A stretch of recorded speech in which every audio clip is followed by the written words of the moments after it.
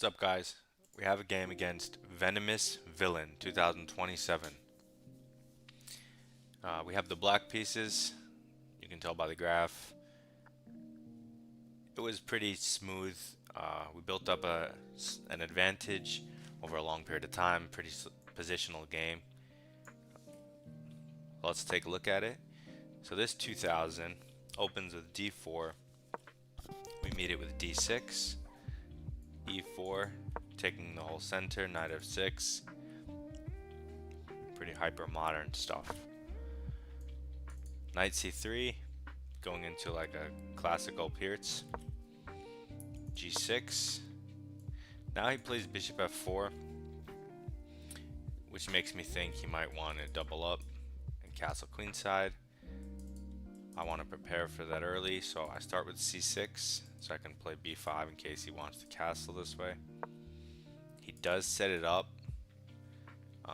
so I say, hey guy, I'm going to kick your knight and take this pawn in the center if you castle, so do it.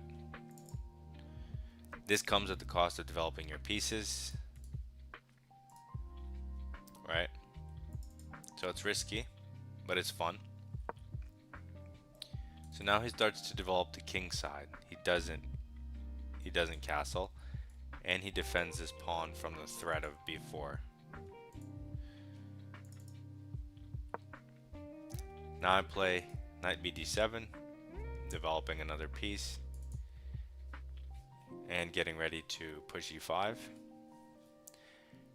I didn't develop my bishop in case he wants to go bishop h6.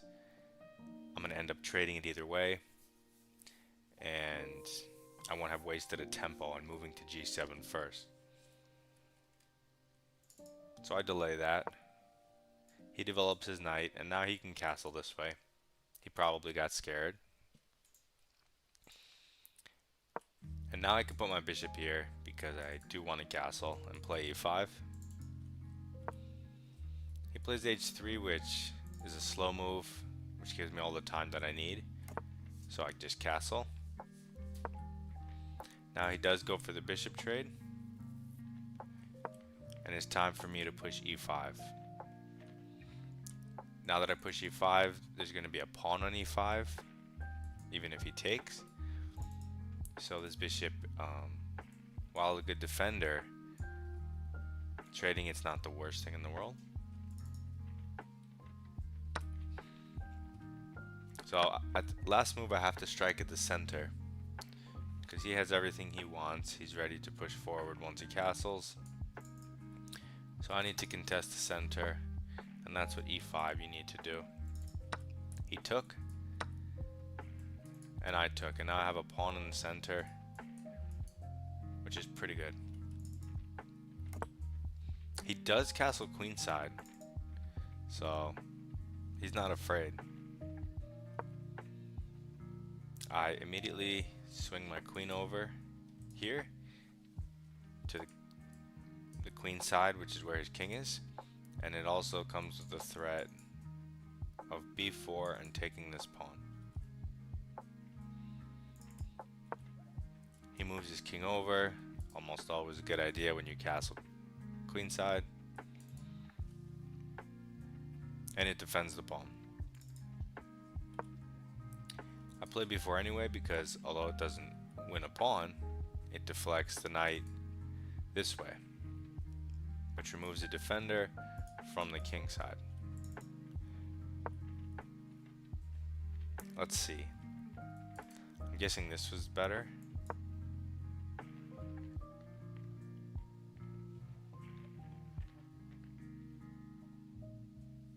Wow, this thing takes forever to calculate.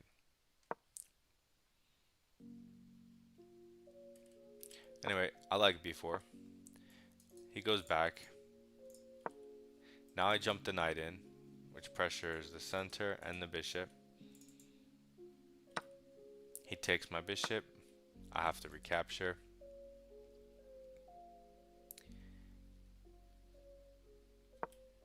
He now develops his knight to g3, which seems like a normal move. This gives me the chance to take his bishop though, which is nice. His bishop's not the most amazing piece, and it is nice to have pressure, so I could keep the knight. I could keep the knight and then go like develop my bishop and try to get a rook here and here. Or somewhere. Okay, so I do develop the bishop first, which comes with this mating threat. Queen takes, and then queen a1, mate in 2. So he has to address that. So this is a tempo move. He just blocks it outright. And now I see these pieces. I should just probably swing a rook. I don't think there's a rush, because if you put a rook here, he can't move the bishop anyway. He has to move the queen.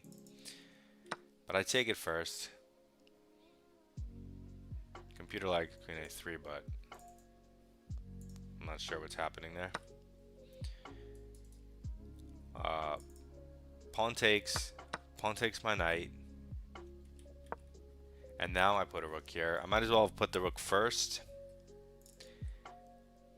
But it's fine. I mean, it's still normal. It's controlling the center. It's targeting this weakness so that if his queen leaves, I can counterattack it or something. His queen goes here, which defends his king and hits this pawn for a second time. So I can't really defend it except by knight d7 if I want to keep it. And I feel like I should keep it because I can't give him 2 and then nothing here. So I retreat my knight, defending the pawn. He jumps his knight forward, hitting my bishop, applying pressure to these, but mostly hitting my bishop. And I don't want him to take my bishop, because then I have to take this way, and I lose my bishop, and my pawn structure is messed up. My king's a lot weaker, and there's no reason to do that to my pawn structure. It's not the bishop that I mind losing, because in this structure knights are very good because there's this hole here which is on the dark square, and so if I can get a knight here or on any of these dark squares, a knight would be really nice. So it's not that I don't want to trade the bishop per se, but I don't want to take back with the pawn if I do trade the bishop. So you can also see I don't have the choice, because the bishop can't move even if I wanted to keep it. I might keep it. Like if there was an easy retreating move and then I could just kick the knight, I might keep it, but I obviously can't keep it. I definitely don't want to take back with the pawn. So I go knight f8, saying if you want to develop my knight to e6 and to d4, that's my plan all along. Go for it, buddy. He immediately plays f4, taking advantage of the pin on the pawn, which is annoying. I'm not a fan of that. I have to defend the pawn because it's hit twice again. And I go f6. Great move. I actually have 7 or 8 great moves in the first 40 moves, which is like 18%. It's pretty crazy. So f6 hits the knight and defends the pawn. So he has to react with the knight. He takes the bishop, which is probably a mistake because it allows me to jump my knight where I want it. Hit this guy, hit this guy, hit this guy. And I have a really good knight. And he's got a weakness here. I have weakness too, but it's pretty even. He takes me, I have to take him back, but I want to solidify this backwards weakness. So I take with the queen because this is hit, this is hit. It entices him to go for a queen trade. So then I get to put a pawn in the center and fix this guy. So I could throw a knight in here, or here, or somewhere. And his knight doesn't have an equivalent outpost. So I should be a little better. He goes back, maybe hinting at this, but he can never do it because I have more guys. He says, okay, I'm going to go back and support this push. And I say, don't you even think about it. It's never happening. Now it's physically impossible. The reason I didn't do this move before is because it opens up the d5 square, but his knight can't actually get there because of this guy. So because it can't get there, I didn't really have a problem pushing c5 where I otherwise might not have. Also, it's defended by the knight in case that matters. He starts moving his king as if he's bringing it into the game, but I feel like, I guess his idea is to put his king here, saying I'm gonna improve my king. I guess that makes sense if you have time for it, but there's also this h5 h4 idea, and you might want your king here. It might be too early to move your king to the center, and also there's weaknesses and stuff. You should probably be bringing your rooks into the game first or something than your king. So he moves his king in. That's my reasoning anyway. And now I say, okay, this is a weak point, let me just apply pressure. But in hindsight, I probably could have played a5 immediately. He moves his king even further away from the queen side, and he walks into this weird alignment. So now I say, okay, you're going further to the left. Now I'm definitely going to play a5 because you're more out of position than before. Instead, he goes to the center. He doesn't care about this side. So I push again. More great moves in a row. He ignores me. I take that guy off the map. And now what I've done is I've opened myself an a file for my rook. I have a bunch of options here. One is to double my rooks, and the computer likes this best with the idea of just penetrating, trading a pair of rooks, and then just being annoying with the other rook in the back line. I figured that was very vague. Like, obviously, yeah, you apply pressure, you go back and forth and hit pawns. It's an idea, but I figured there's a weakness right here to hit.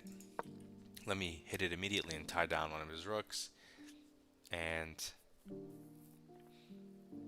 let's do this. It's a bit odd because if I want to use it to double, I could have doubled in the first place. But this felt like it adds pressure to this pawn, and I knew I was going to jump my knight in here to add pressure next. So it makes sense to me. And he doesn't really have good ways to defend it. So he brings his rook over. His rook looks more defensive. My rook looks more aggressive if you had to pick. So now I jump my knight into the center. There's nothing more natural than this. Hitting this pawn another time. And also knowing that it entices him to take, and then you get to take back with check, creating this structure of weaknesses for him. So he does take. I take back with check, opening the c file. His king has to go back. And now I say, okay, there's this weakness here. There's this open c file, and he can't actually contest me. Whereas if I go to the open f file, there's no entry point. So I go to the c file. Computer actually likes going to the f file, but some weird thing about g4, it's above my pay grade. So you go to the open c file like a normal person, because you can't be contested, and you can jump your rook in here if you need to, or if you want to. So now he does this, and his rooks look ridiculous.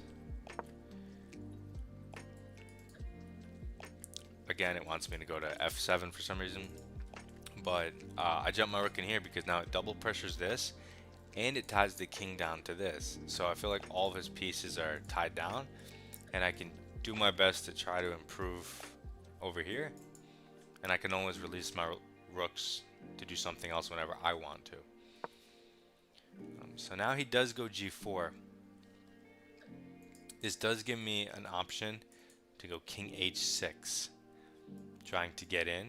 That is probably the way to go.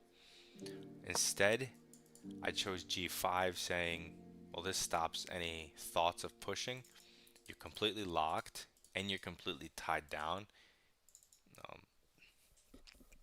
So at my leisure, I'm gonna retreat one of my rooks and infiltrate over here and do something here. So he moves his king over because he thinks he's in zugzwang.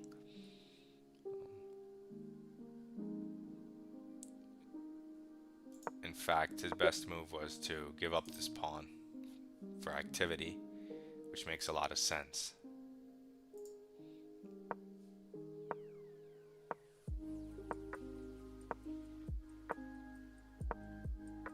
Wow, very complicated. Okay, hold on, and that, very complicated.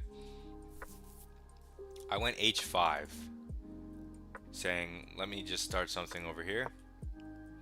And if he takes, I'll just take back with my king and I'll have easy access. So he doesn't take.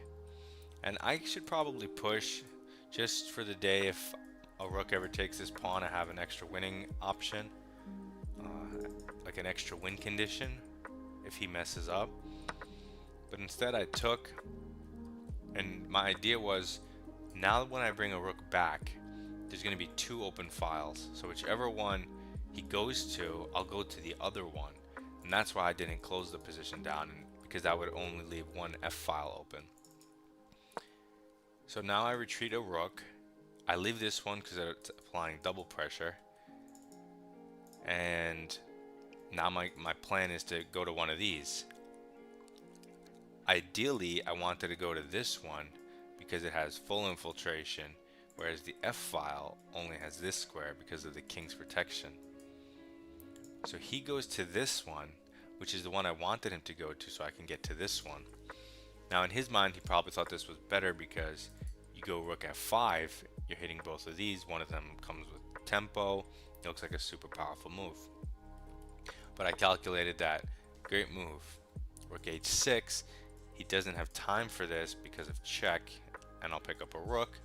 And yeah, he'll win some pawns, but I'll get a queen first, or checkmate him. So now that he doesn't have time for that, he realizes my threat, and he goes into defensive mode. So what do? Great move. What I wanted to do was apply, this was my thought process, I wanted to attack this pawn because I already had a guy here. I wanted to bring up my other rook and hit it twice, and if he goes here, I'll take this pawn, and hey, how else can you defend the pawn?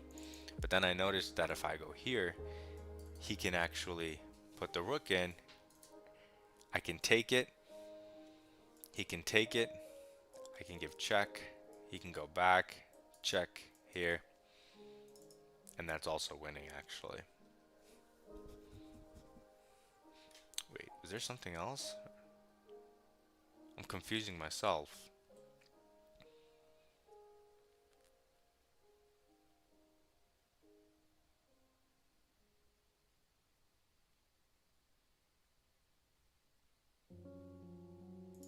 No, I mean, I did see he can go here, and yes, you can take and still win, so I guess you could do that. But I said if I wanted to be super accurate, there's this pawn here, and if I go for it first, that's gonna force him to protect it this way, which separates it from the king. So then when I go here next, he doesn't have the trading option, and I don't have to trade a pair of rooks, because the more rooks I have, the more attacky my position is, and I could eat stuff a lot easier. So boom, great move, must have been correct. Now this pawn's hanging, you have to defend it really.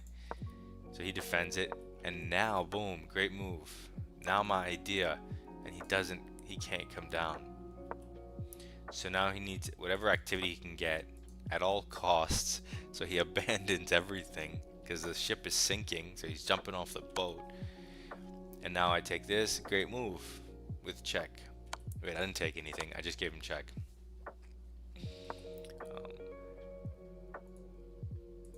The idea was if he went over here, I would take a pawn more stuff with check, which is just fun, and then this guy would fall. So that's what he thinks, and he goes to the side. I take here. You can also take here. It's also good. They're both winning. Doesn't matter which one you take. So I get this free pawn. This one's gonna fall next anyway, so it's not like he can do anything about it. And he has no counterplay because there's no sequence of checks, because I can walk my king wherever. I can walk out here, and he can't check me anymore. So now he's worried that I'm just gonna do this, so he gets his king out of the way. Now I take another pawn. He checks me, but I don't want to allow both of his rooks to start messing with my king, so I immediately shut down his operation. He starts checking me, but now that I took this pawn, I can even hide my king here. So I just walk my king forward, because let him check me. Now he's out of checks. I mean, he has this check, so he doesn't know what to do. He grabs a pawn, and I have a pass pawn here, I have a pass pawn here, and I have like guaranteed drawing mechanisms with these guys somehow. So I push my pass pawn, because that's what you do when you have a pass pawn that's this close to queening. With rook support, with king support, and he can't get behind immediately, you push the pawn. And if he gets in front immediately, it's also toast. So now he tries to get behind from far away, which makes sense, but it's too late, because I want to push the pawn again. This rook is stopping me. These rooks look a little superfluous at this point because they're doubled laterally, so there's not much else to eat. You get rid of it. He takes. Now you push because there's no more rook. He has to stop the pawn, so it's forced to either go behind or give this check, but both of them lead to me queening. It doesn't matter what you choose. So I move my king, I'm in check, and now he pushes the pawn, trying to be clever. If I queen, he's gonna give me a check. I move my king, he takes the queen. I take the rook, he pushes. I go here, still winning for me, but I'm not even falling for that trick. I challenge his rook right away, and I also provide a cover for my king to go here. He checks me. Of course, I hide my king away. He pushes the pawn. I get a queen. It's essentially the same thing as letting him skewer me before, because my king ends up in the same spot. And because this pawn is here, I never have to worry about anything. And he didn't resign, but here he resigned. 2250, not bad. Let's go through the game real quick.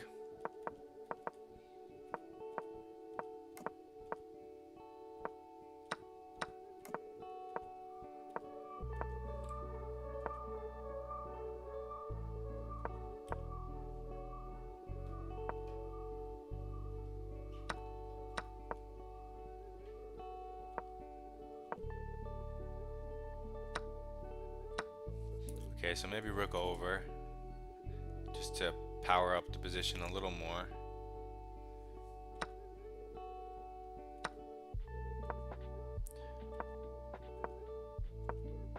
This was tricky. I had to find these two moves.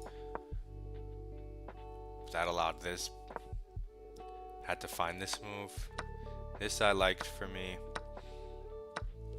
This I liked for me. I thought I had maybe an easier time playing this. Yeah, a5 immediately I think now looks better to me, because this is defended enough times.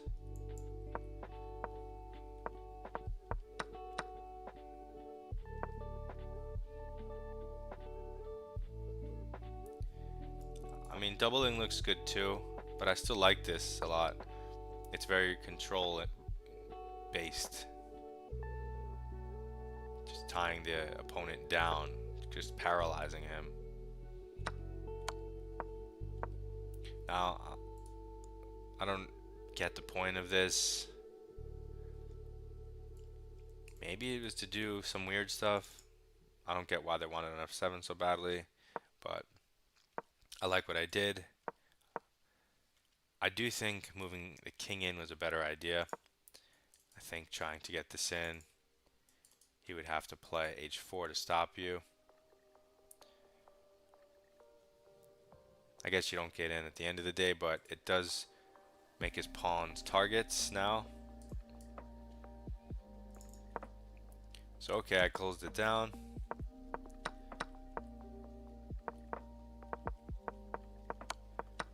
Yeah, and I like everything else, so it was a pretty good game. It's hard to know what to do positionally in positions like that. But it was pretty good. We got the win. We applied pressure from the black side, so that's always nice. Gained the initiative and took this guy down. So that's another win in the books against Venomous Villain. Keep climbing to 2100.